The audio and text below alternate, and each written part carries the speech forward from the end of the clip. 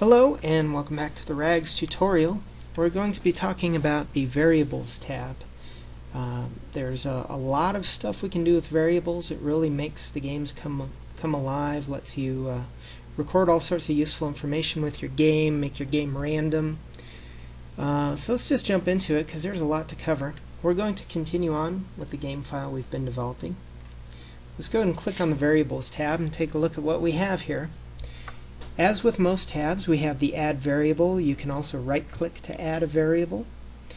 If you're not familiar with programming terms, a variable essentially is an object that can change. It holds data and it changes during gameplay. So, for example, hit points. If you have a game that's tracking hit points and your character can die, this is where you'd add your hit points, current hit points, maximum hit points, so if they heal themselves they don't go over their hit point total. Also, it stores text, so if you want to make the player's description change dynamically as you go through the game, you can set the player's description to a variable and then modify that variable dynamically at game time. So I'm going to try to be very basic initially and give you a good introduction to how a variable works. Let's start by adding a variable. Click the Add Variable button. So let's make up a variable name. So since I mentioned hit points, let's call this current hit points. There we go. Now, as soon as I've added a variable, you'll notice that we have this variable type box that is available here, so you can select which type of variable this is. So we have a number array, text array, date time, and a date time array. So I'm going to primarily focus on number and text since date time is not used too often, but essentially if I were to set this as a date time variable, you would just pick a date, and then commands are available to you at runtime, such as add a minute, add seconds, set time, add a day, subtract a day, those sorts of things. For current hit points, let's go ahead and make that a number. Let's see what we have available to us. We have a variable comments tab. This doesn't do anything at runtime, but it does do something useful to you if you start designing your game and you have a whole mess of variables. These comments will kind of remind you as to what the heck you are doing. This one's pretty obvious. The player's current hit points. So those are useful to fill in. They're not required by any means. Now in RAGS, there's several ways you can generate random numbers. And that's what this next part will be. Well, actually, let's talk about initial value. I skipped ahead a little. If you have a default setting for your current hit points, you'd fill it in here. We'll say 10. So the player will start with 10 hit points. Now back to random numbers. If you turn on enforce limits, RAGS will not let your hit points, or whatever this variable is, right now drop below 0 or go above 100. So you can modify these as you want, and RAGS will enforce those limits for you. For now, we're not going to need that. There's additional ways that you can generate random numbers, and I'm going to cover those later. But let's go ahead and start with current hit points, 10. So that's all you do to define a number variable. Let's take a look, though, at how we can display the player's current hit points. If you remember a long time ago, on the General tab, we had status bar items. So right now we have name Bobby, and that's all that's being displayed. Let's go ahead and add our hit points and display those. Current hit points. That's the name, so we know what we're clicking on here. So the status text tab is where we'll define and show how the hit points will be displayed. Now on each of the RAGS text inputs, you can double click on them and bring up what's called the RAGS editor. It's a little more advanced editor. It does some nice things for you. Let's go ahead and double click and look at that.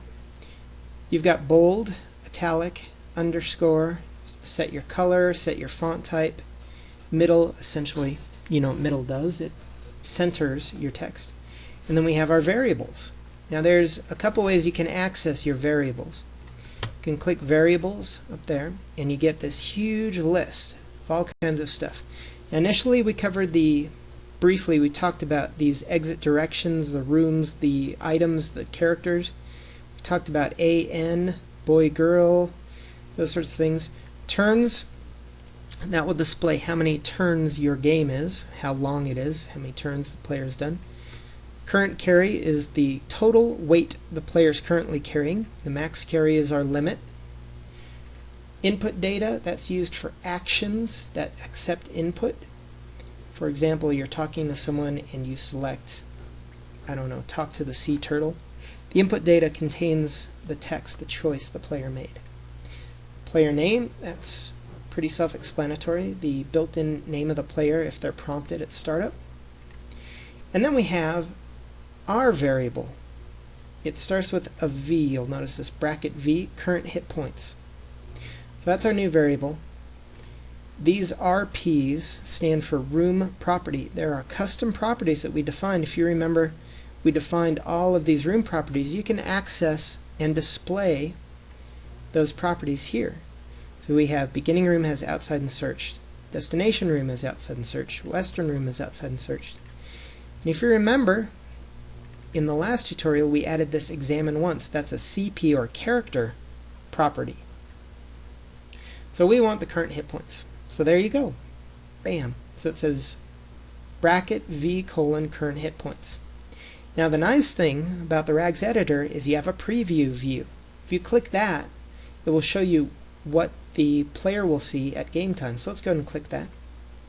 10. That's exactly what we wanted. 10's not very explanatory. Let's go back here and we'll add some useful text. Current hit points, the colon. So now if we preview that, the player will see current hit points 10. You can go back to edit view. Test JavaScript I'm going to be talking about in this tutorial, so let's give that some time for now. You'll notice when you're in the preview view you can't make any changes to the text. It beeps at you. You can't apply or cancel. You can only do that when you're back in edit view. So let's go ahead and apply that. So now you'll see we've added a status item that says current hit points, bracket V colon current hit points. Now the other way, I don't believe I mentioned the other way to pull up your variable tab. You hold down on the Alt key and hit V, just like that. That's the way I usually do it. Alt V works everywhere in RAGS. Okay, let's go ahead and run our game and see what happens.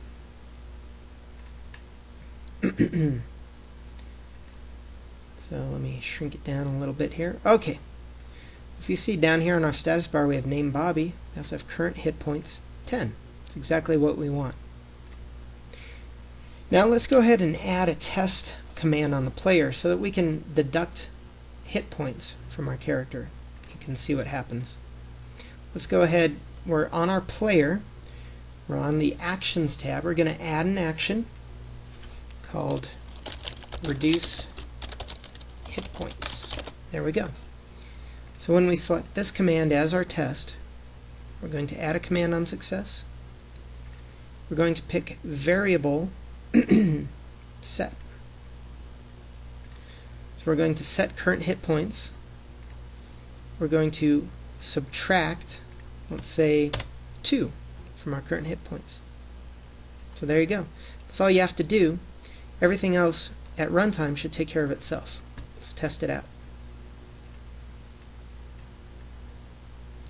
Okay, current hit points 2. If we right click on our player, we have our new command, reduce hit points. There we go. Our current hit points are now 8. Let's do it again. 6, 4. So everything's working with our variable. Let's go ahead and close this. Now let's go back to our variable tab. And let's add another variable.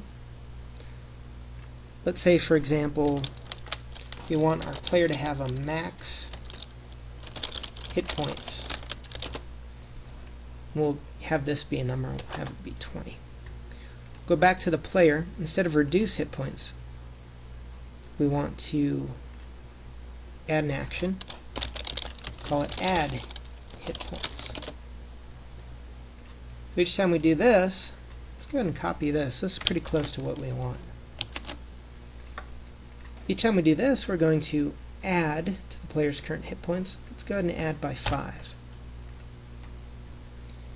Okay, so we want to use our new max hit points to see if we've gone too high. We can, of course, use our set limits, but let's go ahead and do some checks here, and we'll show you how you can use variables in other ways. So we're going to say, are we over the max? Oops. There we go. So I want to add our 5 points to our hit points. Then I want to check if current hit points is over the max. So in order to do that, we just go down here to variable comparison. Where is that guy? Here it is. So what we want to do is compare current hit points. If it is greater than the max hit points. But how do we reference max hit points? Now if you remember, you can hold down on the Alt key and hit V to pull up our little menu here, our variable menu. If you look in here, you see max hit points. So there we go. That's all you have to do. At runtime, this will turn into whatever the max hit points currently is. So if the current hit points are greater than the max hit points, we want to go into our commands on success, because that means we're greater than our max. And this time we want to do a variable set. We're going to set current hit points equals our max hit points. So let's pull up our Alt V menu, max hit points. So there we go. So let's walk through this one last time. Add hit points. We're going to add 5 to the player's current hit points. We're going to see if we're over the max, and if we are, we're going to set the current hit points to the max. Sounds simple enough. Let's go ahead and run it. We'll see if it works. Let me shrink it down so we can keep an eye on our status bar. There we go. Okay, so we're at 10. Let's test our add hit points. There we go. See, we're at 15. We added to it, and we're not over the max yet. Let's go ahead and reduce our hit points. Let's go ahead and add them again. Now we're up to 18. Now, if we add again, we should be at 23, which would be over our max. And there we go. It was over our max, and now it's set it to the max, which is 20. If we do subsequent adds, it's going to stay at 20. This is a good time to look at our debug data form now, because we're getting into some complex stuff here. Let me just start it over so we have a blank one, and I'll show you what that does for us. Let's go ahead and debug our game again. So here's our debug data form. What you'll see here, this execution data tab, this execution log, this essentially shows us the order in which our events are firing. Okay? All of these events have just been executed to start the game. Let's take a look at them. We've got action on player enter first time. That happened 4 times here. On player enter, and then on game start. So the one thing I'm not seeing here is which element is firing these. I know on game start is a player action. So we have several objects in the room. We have a character in the room. All of these objects, we have a, let me pull this up so you can see. We have a top hat, we have a key, we've got a door, we've got Joey, we've got a room, we've got a player, and in our inventory we have t-shirt, vest, and wrench. So all of these objects had events firing off. There's a tab here called variable. Let's go ahead and click on that. The nice thing about this debug data form is it shows you the current state of your variables. Right now, current hit points is at 10, max is at 20. Let me show you something you can do with this debug data form. Pull this guy up here. Let's go ahead and reduce our hit points down to 8. Now one thing you can do in the debug form is change. your values. Now we're at 13. It didn't instantly update. Let's go ahead and refresh our screen so it'll update. So there we go. So now you can see that we're at 13. If we want to raise the max, let's go ahead and get up to the max first. Each time we add the hit points, we're stuck at 20 here. Let's go ahead and change the max to, oh, I don't know, let's do like 27. Now if we add hit points, it should go up. There we go, 25. We add it again, there we go, we're at our max, 27. So those are some things you can do runtime. We also have Custom Properties tab. This will tell us the current value of each custom property. These are our room custom properties and our character custom properties. These can also be changed at runtime while you're debugging. So now that is set to true. Now let's go back to the execution log. You see quite a bit has happened here. Let's go ahead and do a reduce hit points, and I'll show you what happens here. There we go, reduce hit points. So you'll see the action fired, reduce hit points. And it ran this command, set variable, current hit points subtract 2, and it executed. Now we're down to 25. Let's go and reduce it again, 23. Let's go ahead and add our hit points, because that's a little more interesting. Okay. So what you see here is we did a set variable, current hit points add 5. So that ran. Then we check our condition. Hey, are we over the max? Yes, we were. It passed. So then we said, okay, let's set the current hit points to 27, because that's our current max. And that's why we're at 27. Let's go ahead and reduce them to the point where we can add 5. There we go. Okay, let's add hit points. Now if you look, we did current hit points add 5 executing. Are we over the max? Nope. So we're fine. We didn't do any additional commands. So that's a way you can see what is exactly going on when your commands are executing and what your variables are at. Very, very useful. Let's go ahead and close that. Everything's working nicely there. Let's go back to variables and let's talk about text variables. Let's change our player's description. You are a man, woman. It's kind of boring. We're going to cut that out. We're going to make a variable that will hold the player's description. Let's call it current player's description. If I could spell. There we go. Okay. We're going to make it a text variable. Now you'll notice down here we just have a big text blob here. Let's go ahead and paste that in. You are a man/woman. Let's see what else could we add here.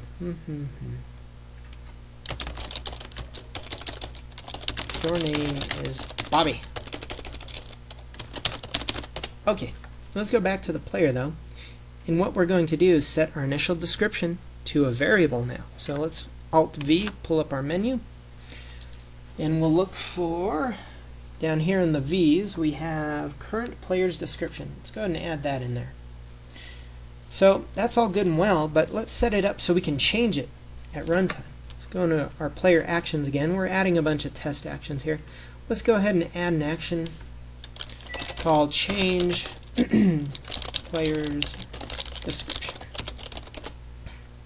So all we're going to do here is add a command in here. And we're going to set the variable. So we're using this command again. It's my favorite command. Current player's description. You are Bobby. This is your new description. There we go. So let's go ahead and test out our current player's description variable. Let's make sure that's working. We're going to minimize the debug data form. We talked about that. So here's our player. Let's examine it. You're a man/woman. It's important to note that I've turned off the select your gender at the beginning. So that's why you're seeing man/woman. There's no defined gender for your player. So I should probably fix that. Let's go ahead and right click. Let me scoot this up a little bit here. We'll make sure you can see all this. We're going to call the change player's description function or action. And there we go. Now let's examine our player. You are Bobby. This is your new description. So there you go. That's how you can use a variable to modify dynamically your player's description. Now, let's talk about arrays. Arrays get a little bit complicated, but not too bad. I suggest using text arrays because they can hold both numeric and text data at the same time. You're welcome to use numeric arrays. The text arrays are just a lot more flexible for what I typically try to do in RAG. So let's set this up as let's see, character and player attributes. Okay, so I'm going to use a text array. Now you have two different types of text arrays that you can use in RAGs. We've got a single dimensional array. That means as you add stuff in here, it just adds it to a list. So we got A, we got B, we've got C, we've got D. There we go. So I've created a variable called character and player attributes. It is a text array, and it's got 4 items in it: A, B, C, and D. Now let's go ahead and look at how you would access a text array and display data out of it. Let's go ahead and go back to our player. Let's add a new action on him. Say display array data.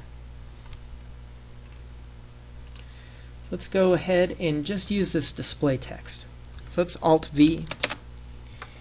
And what you'll see here is that RAGs has already populated 4 different variables here. They reference the character and player attributes variable, but you'll notice we have this index here in parentheses. Index 0, everything starts at 0. So we have index 0, 1, 2, and 3. Let's go ahead and put that in here. I'm just going to do some copy and pasting. Whoops. I'm going to try to do copy and pasting. Okay. What have I done here? Let's fix that. Let's double click here to pull up our advanced editor here. There we go. Let's go ahead and change our index 1, 2, and 3. Let's do our preview view. There you go. A, B, C, and D. So that's how you'd reference single dimensional arrays. Okay, that's all good and well, but I want a multi-dimensional array. Multi-dimensional array is similar to, for example, a spreadsheet. That might be the most common thing that we can think of. Now let's go ahead and turn on a multi-dimensional array, and it's going to ask you how many columns. Let's start with 4. You can adjust your column size as you go along dynamically. Now you'll notice all of our data disappeared because we're not a single dimensional array anymore, we're multi-dimensional. So let's go ahead and add back in our A, B, C, and D. But now we've got another row that we can add stuff to. Let's see, E, F, G, H. So now we have 2 rows in our array, 0 and 1, and we've got 4 columns, 0, 1, 2, 3, and 4. This is a multi-dimensional array. It's much more useful. If you double-click in a multi-dimensional array, it pulls up an array editor window. So we can stretch this guy out. We have a little more room to type. So now you can do something like, this is the cell 0, 0. Now you can even edit further. Let's go ahead and double-click in the cell itself. Boop, there we go. Now we've got the RAGs editor. This is the cell 0, 0. Let's go ahead and add some color. Let's make it, that color. Some sort of maroon. Let's also bold that guy. And let's change the font to something crazy. Let's see if we have a crazy font here. Harrington, I like that. There we go. 14. There we go. So RAGs put in a whole bunch of code that it's probably best to just use this editor instead of figuring out how to do this all manually. Let's go ahead and click preview. Whoa, look at that. This is the cell 00. It's in this funky color, and it's in our special font. So I like that. We'll hit apply, and look, it fills in our cell. Let's say done. Let's go back to our command here. So we've changed the variable type. So this won't work anymore. This will actually throw an exception when you're playing it, and it'll say, hey, you got to contact the game maker to fix their game. So let's go ahead and see what happens now when we bring up our rags insert variable menu, Alt V. Now you'll look here, we've got two character and player attribute options to select from. The first column here, 0 or 1, refers to the row. 0 through 3 refers to the column. Now by default, if I put that in here, let's go ahead and insert that, that's not going to work, because you need to select which column you want. Rags shows you the range, but you have to tell Rags that you want 0, 0. Let's go ahead and take our first row, see if I copied right, good, and let's show all the columns. There. Let's preview it. Well, look at that. This is the cell 00, B, C, D. Oops, sorry about that. Turn that thing off. Okay, let's go back to our edit view. Let's go ahead and add row 2. So now you'll see I'm referencing, instead of row 0, row 1. Let's go ahead and add all of those in here. There's 0. Okay. There, let's look at that. Row 2. Great. Let's go ahead and run this, and we'll look at the array data. Start it up in debug mode. And we're just going to right click on our player and say display array data. And there it is, just what we saw in the designer comes through in the player. So that's array data. Let's do something somewhat useful with our character and player attributes. Let's go ahead and make this the player. Now, instead of having separate current hit points and max hit points, let's go ahead and set them in here. It's current and max. Right now we're not going to use column 3 for anything, but let's go up here to the variable comments so we can keep track of what the heck this all is here.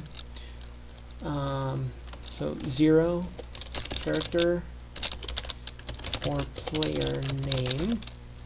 I do this especially with our multi-dimensional arrays, just so I can know what each column is representing. I get confused easily. Okay. Max hit points. And let's say, oh, I don't know, we'll call column 3 might be our current armor class. If you use that. And then we'll say this will be our max armor class. So you could have a current armor class lower than your max in case, oh, I don't know, some spell were on you, for example. But if you'll notice, I specified 5 columns, 0 through 4. That's 5 different columns, and I only have 4. I need to add a column.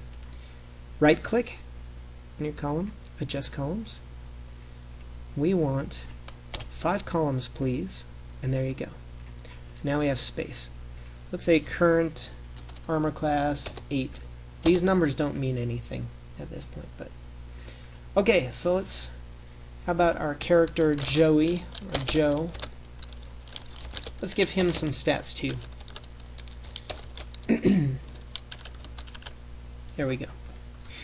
So in this way, you can use one variable to store the data that was taking up these two and some additional data. You could even move descriptions in here if you wanted.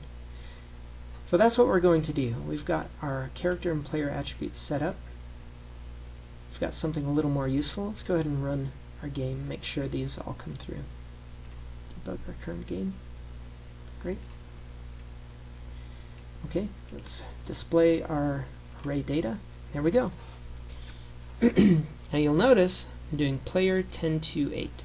Joe 585. We added a column and one of them is not getting displayed.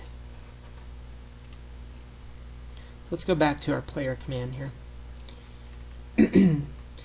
So the easy thing to do is to add our fourth column like that. Okay, let's go ahead and do that down here as well. 1, 4. Let's preview that. There we go. So now we're getting all our variables. There is a command that will help us with this sort of thing. Let's go ahead and look at it. It's actually a variable. Do I want to do this? Yes. Alright. So what we're going to do, we're going to modify this whole function. We're going to take advantage of a nice feature of rags. We're going to add a condition called loop. Loop the array. Okay. So conditions not only check true or false, but they can also be used to loop through something many times. Let me show you how that's going to work with our array. We've got a loop while. So what we're going to do is we're going to loop a variable, a numeric variable that's going to start at 0. Let's add a variable called loop counter number 0. So it's starting at 0.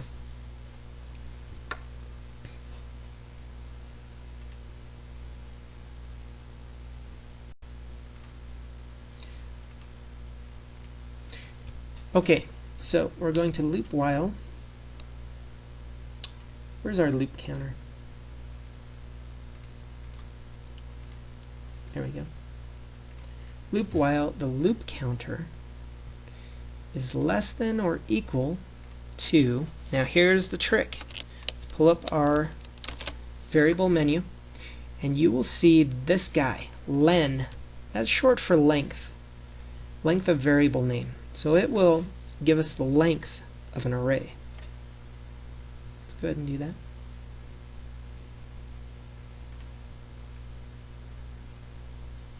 So we're going to have to modify this manually. So len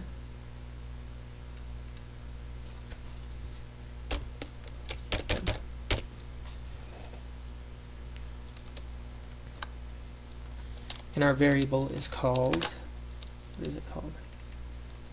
I just want the name here. Character and player attributes.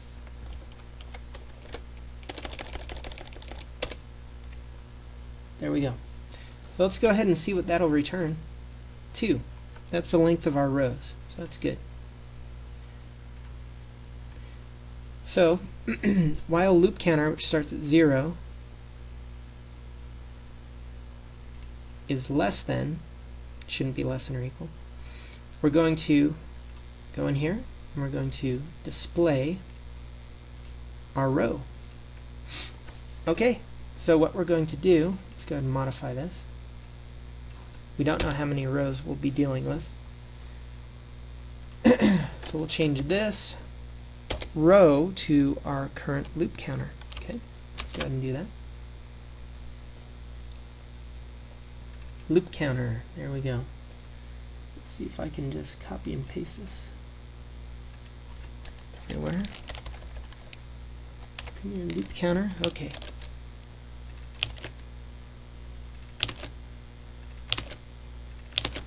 There we go. So let's preview that. There we go. So we've got all our variables. That's great. So we're going to loop through here, but if you'll notice, loop counter is 0. We're not doing anything yet to increase loop counter. So it will just kind of loop forever, and eventually rags will say, hey, I'm out of stack space. So let's go ahead and add a command here to increase loop counter. You remember, we'll use variable set, grab our loop counter, going to add 1. That's great. Now, each time we come in here, we should reset our variable to 0. So that we make sure we get everything. So let's go ahead and do that. Commands on success. Let's move him ahead of our condition. So initially we're set to 0. That's great. Let's go ahead and see if this actually works. Alright, let's pull that up here. We're going to right click, display array data. And look at that. It looped through twice. Let's go ahead and make sure it's working. I will go into our variable here. I'm just going to add Mrs. Cratchit in here. We'll give her some numbers as well. There we go. Let's run it now, and without doing any modifications to that action, it should display all 3 rows. Let's see if that worked. Let's hope it did. This is getting a little advanced, I know. If it's a bit over your head, don't worry. There's all 3 of our items. We're going to cover this again in the advanced tutorial. I just want to give you a taste of what we can do with it. Okay, so let's talk briefly about JavaScript. Rags introduced, I believe 1 or possibly 2 versions ago, the ability to run JavaScript commands through Rags. Now this is the way I like to do JavaScript functions. You can do some complicated functions with JavaScript. You can also use JavaScript just to do complicated mathematical problems. Let me show you a way to do this. Let's go ahead and click Add Variable. We're going to call this function add text. Oh, did you see that? I changed its name, got it wrong.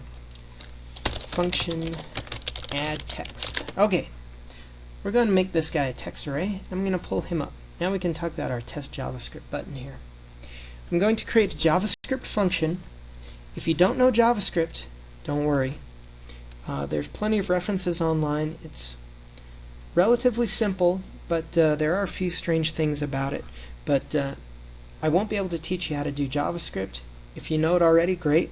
I'm just going to show you some examples here. So I'm going to create a JavaScript function called add some text. We're going to take in a variable. We'll call it current text. We're going to add some curly braces here. Create a new variable, new text. We're going to take the current text and add, this is additional text. And then we're going to return our new text. So there we go. So what this simple JavaScript function does is it takes in text and it spits out that same text with this is additional text added onto it. Now down here we'll actually call the function called add some text. And we're going to pass in here is the current text. There we go. So that's all we have to do. If I run this, it's going to call this function add some text and pass in here's the current text, all in JavaScript. So let's click our preview view, and now we have our test JavaScript button enabled. So if I click this, it will try to execute this JavaScript. If there's an error, it will let me know, otherwise it'll give me the result. There we go. Here's the current text. This is additional text. That's great. Let's go ahead and get rid of this part. I'm going to call this dynamically to do something useful with it. Gotta go back and edit view. Okay. So this is what I'm going to do. We're going to save this function add text.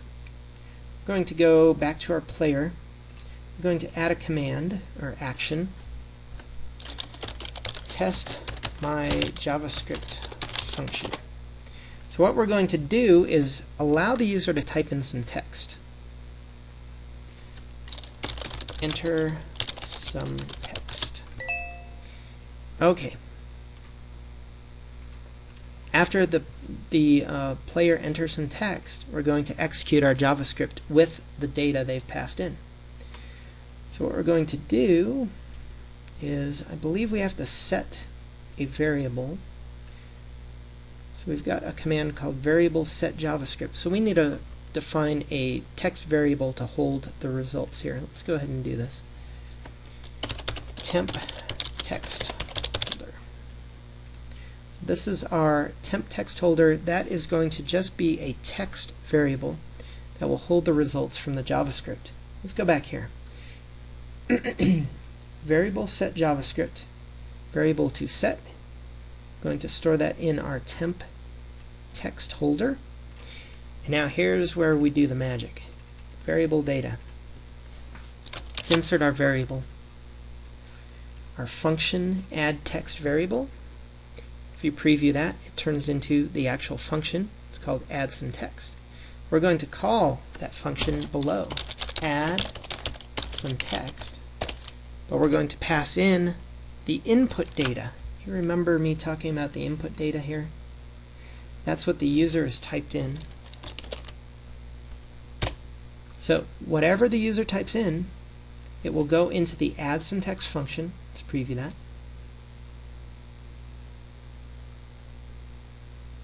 And in theory, if this works, we don't have any input data, so it blanked out, that's why.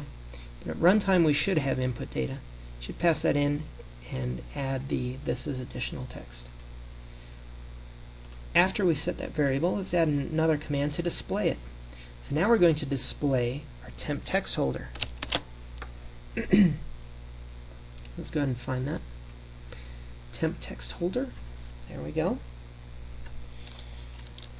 The JavaScript function returned, and there's our result. Let's go ahead and do that test real quick. See if it'll work at runtime. Hopefully it will. Let's go ahead and right click, test my JavaScript function, enter some text. Here we go. Oh, I see what the problem is. So that's good. JavaScript requires quotation marks around data that you're passing in. So I think input data would work. Let's go ahead and redo that. But with JavaScript, to add these quotation marks. There we go. And we'll put in our input data. So I've surrounded the input data with quotation marks. So at runtime, it should pass that in correctly. Let's go ahead and delete that. We don't need that. I think this should work. Let's go ahead and try it.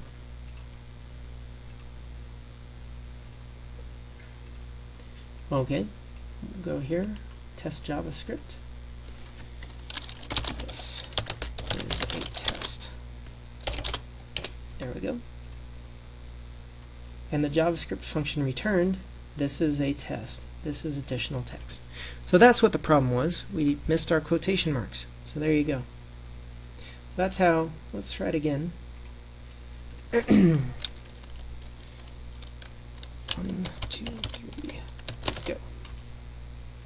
Yep. So now it said 1, 2, 3, go. This is additional text.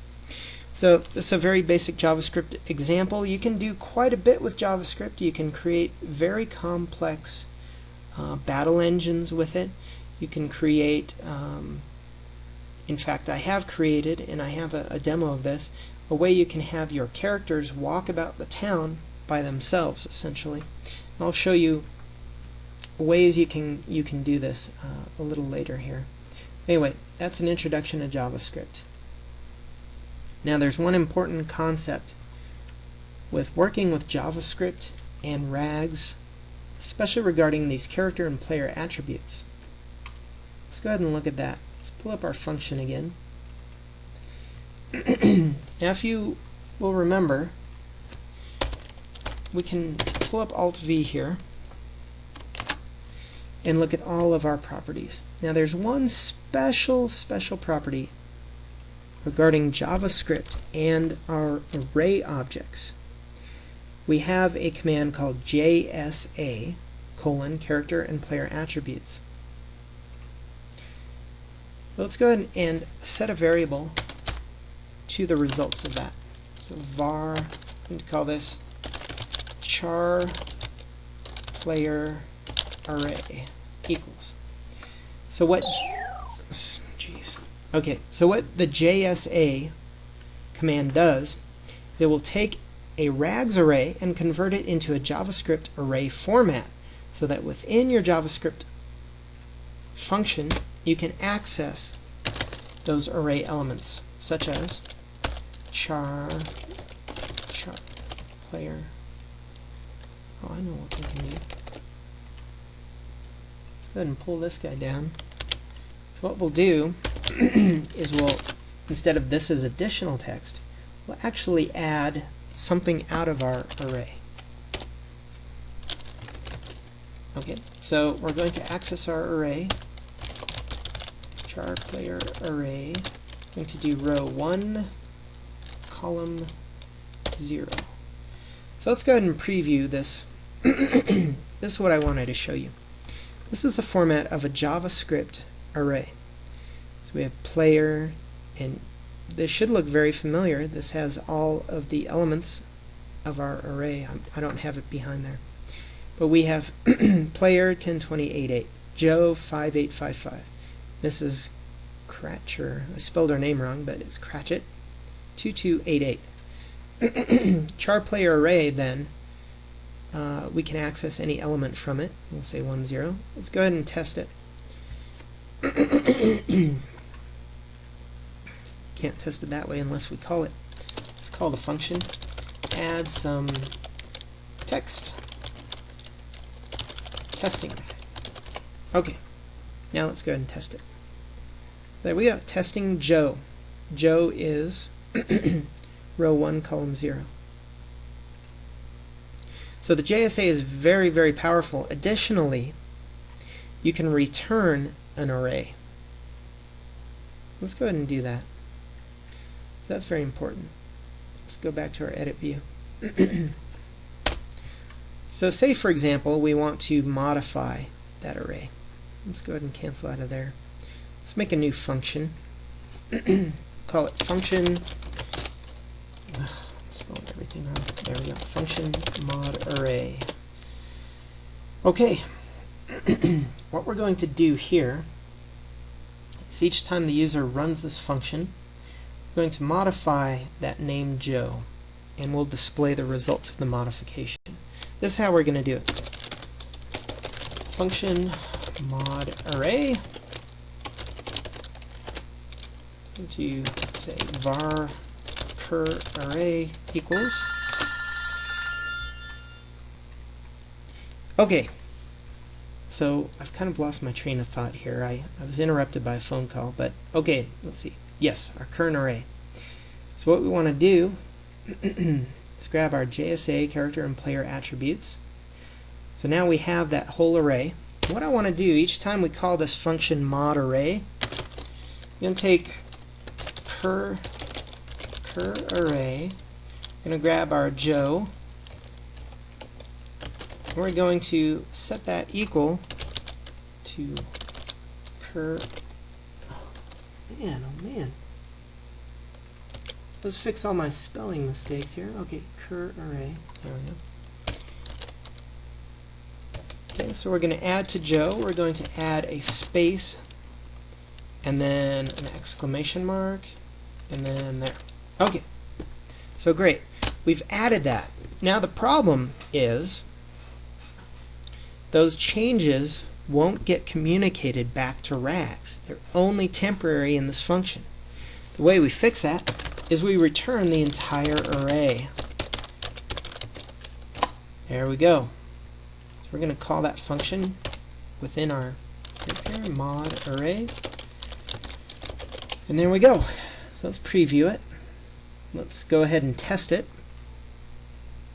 And look at that. And what you're going to see here is the entire array is getting returned. You'll see Joe with an exclamation mark, and that's the only change we made at this point. Now if you were writing your own battle engine or something like that, you'd create some random numbers based on their current armor class, and you'd probably record how much damage they could do and subtract it from their hit points. And so if everything's in one nice text array for all their stats, you can do all of those calculations very quickly right here within your function, and then you return the entire array. So let's see at runtime how you handle that. Let's go back here. We're happy with our function in JavaScript. Let's go back to the player. Let's go ahead and get rid of test my JavaScript function. Let's delete that guy. I don't want it. Let's add a new action. JavaScript modify array. Okay. So this is how we're going to do that. We're going to add a command. Going to do our variable set with JavaScript. There we go. So the variable to set, if you see at the very top, we have this array keyword. This is setting the entire array, character and player attributes, with the data that returns from our function mod array. So there we go. Now after we do this, let's go ahead and display that one cell. We're going to display is this guy. Current player attributes, row 1, column 0. So in theory, each time we do this, we should keep adding exclamation marks to the end. Let's go ahead and see what happens. Let's shrink him down. We'll go over here. Let's go ahead and right click and say JavaScript modify array. And look, we got Joe exclamation marks. So that means it's working. Let's run it again. There's 2 exclamation marks. So each time it's running, it's updating that entire array object. You could change more than one column or one element. You could change everything within there and it will get updated. You can also add rows because there's no limit to rows. So you could add as many rows as you want in your JavaScript function. It will all come back properly. So that's very, very powerful, and JavaScript is very fast for doing complex things in rags. So there we go. So I wanted to touch on that for sure. See if there's anything else I need to cover. I don't think so at this moment. I think we touched on all the very important parts of rags. With number arrays, you can also make them multidimensional, but you can only input numbers. If we try to do something else, it will yell at you. So there we go. So that's why I like using text. You can actually use within JavaScript, let's go back here. Within JavaScript, you can actually cast these initially as strings into integers as well. Let me show you how to do that real quick, just to show you what's going to happen and what some of the differences are. Let's go back to our function mod array real quick. So that's fine, we can leave that code here, but let's go ahead and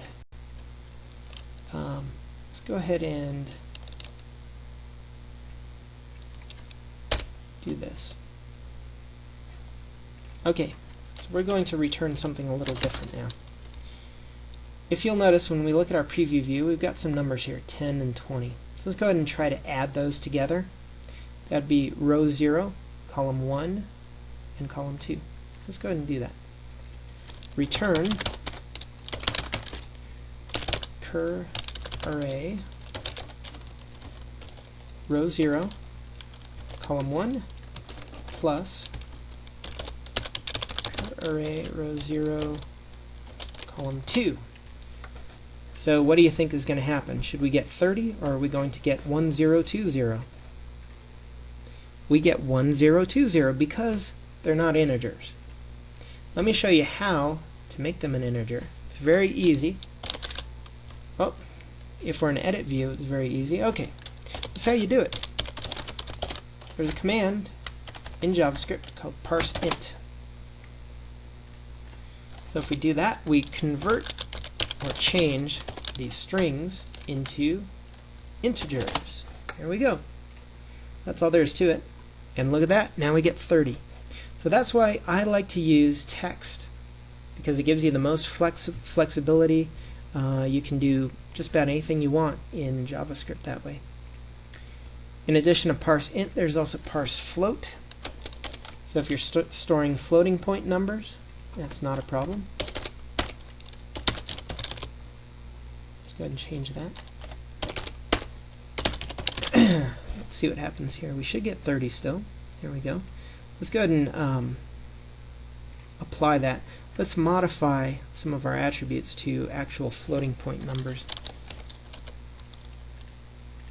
10.2, 20.4, oops, 20.4, there we go. Let's try it again. Let's go back into our function and test it. And there we go. So the floating point arithmetic also works. There's a lot more JavaScript commands. I suggest you take a look when you have time and see what you can do with it. But anyway, that's what I wanted to show you. In JavaScript, you can use a text array and store numbers and text both. It's great. Next, we're going to be talking about timers. Oh, one thing I should mention, I didn't even go to the custom properties. The variables themselves can have custom properties if you want to as well. There's lots of creative people out there that could think of ways to use this, but one that might come to mind here would be, well, I don't know. I'm sure there's a way you can use it. I'm sure people have done it before. But anyway, they're there. They provide some more flexibility. I don't believe I've actually used them. But they're there. So I'm sure someone's used them. If you have, please send me an email or post and let me know. I'll get that up. Alright, thanks a lot, guys. Those are variables. If you have additional questions, please let me know. Variables can be confusing to people that aren't very familiar with programming, but once you kind of see what they can do and get used to them a little bit, they're pretty easy and fun to use. Hope that helps.